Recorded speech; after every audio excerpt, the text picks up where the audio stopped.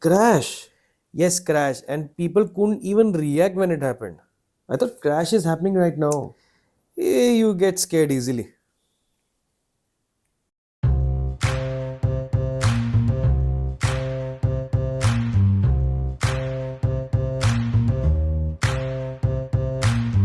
Mark, who bought Mt. Gox exchange from Jade, was managing the exchange with his friend as users increased from 3,000 to 60,000. Mark's friend called him and said that Bitcoin decreased from $17 to $15. No, it was $10. No, $3. 1 cent. What? How? Who? When? Sophisticated hackers. Firstly, Mark found out how many bitcoins were actually present in the exchange and moved it to other account, or in crypto terms other address. But hackers were able to create huge panic in the forum, and they sold off large quantities of bitcoin at cheaper rates. This created a snowball effect where people were forced to sell their stake as well.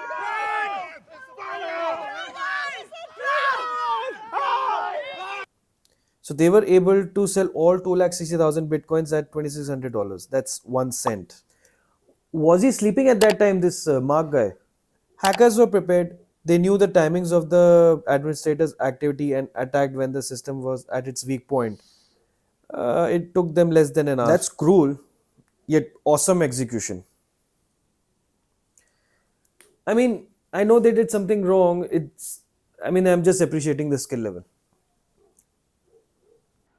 How did hackers do it? They first hacked the administrator account of Jade McCaleb, the creator of Mt. Gox Exchange. It enabled hackers to change the account's balance by just manually increasing Bitcoin by 1 lakh. These are not actual coins, so they are not from the official Bitcoin blockchain.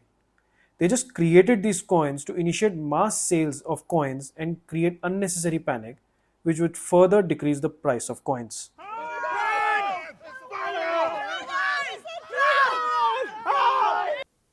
That is what I was thinking, that what could have triggered this massive crash. Yeah, so the community was happy and people were optimistic, but everyone knew that Bitcoin was venturing into some questionable partnerships. Like Silk Road. Yeah, I can understand why people imagined the worst. Hackers knew that the exchange could withdraw only $1,000 worth of bitcoins at a time. To maximize their withdrawal, they had to crash bitcoins at the lowest price possible. So, if the price goes down, you can withdraw more coins. However, something favored the people. Because of the panic, there was huge traffic and the website was not designed to handle such volatility. Eventually, when everyone was trying to withdraw, it became impossible for the software to process. Wow, things could have been worse. Yeah, damage was done though. People sold off their bitcoins at a very, very low rate. And other people who believed in the project purchased in huge quantities. Hmm. Yeah, but you have to understand one point, that it was the mistake of the exchange and not the Bitcoin software, which showed that the blockchain network of Bitcoin was solid. Mark decided to shut down the site for the time being, an obvious step after realizing how vulnerable the website was. He decided that he would reverse all the trades made during this debacle. One would assume that when there was trade in exchange, it got recorded on the blockchain. Actually, not. The exchange would interact with the blockchain only when the coins were withdrawn or deposited in the exchange. Wow, this is interesting. Because of the traffic, people could not withdraw their Bitcoin. And only at withdrawal, blockchain will be updated.